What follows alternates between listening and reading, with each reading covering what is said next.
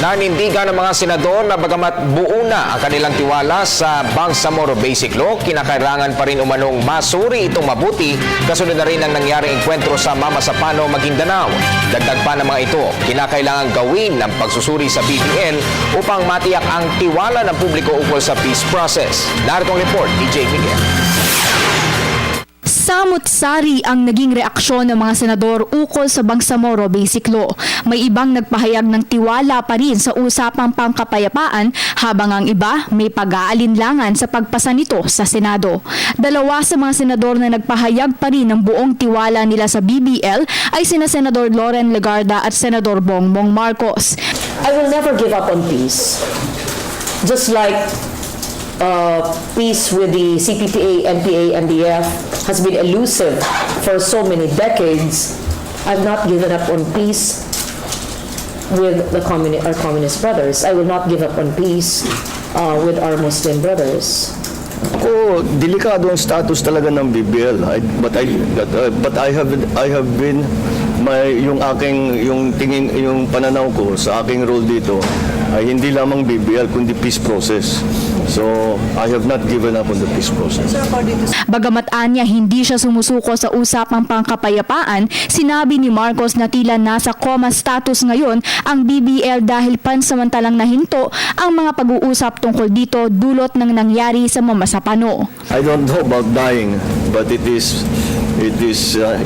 in a coma. Sir, why in a coma? Sir, why in a coma? Dahil tigil lahat eh. Tigil lahat. All the legislative process has been stopped. Sa kabilang banda, nais namang malaman ni Legarda ang mga nangyari sa operasyon at ang panganib na maaaring idulot ng 300 katao na sinanay umano ni Marwan at Usman sa paggawa ng bomba. You may have killed Marwan. Usman is floating around somewhere plus of 300. Yung mga galamay nila.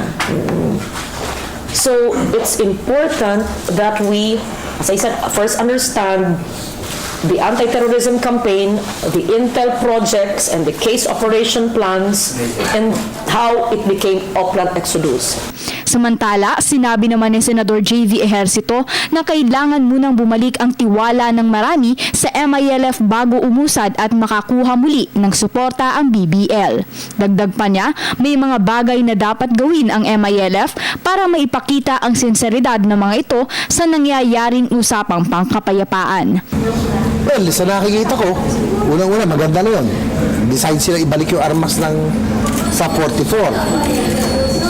Pangalawa, isuko nila lahat ng terorista. Dahil sa akin, yan ang pinakamalaking violation nila sa guidelines ng peace agreement. They are harboring terrorists which are enemies of the state.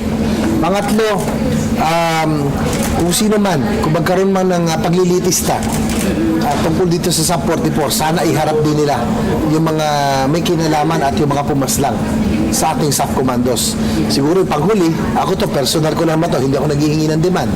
Pero ito lang yung mga bagay na tingin ko ay makasakaling bumalik yung tiwala.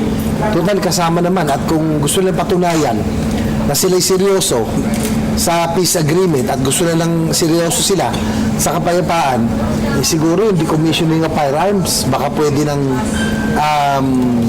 ituloy, no? Partially or dahan-dahan. Para sa Telebisyon ng Bayan, Jade Miguel.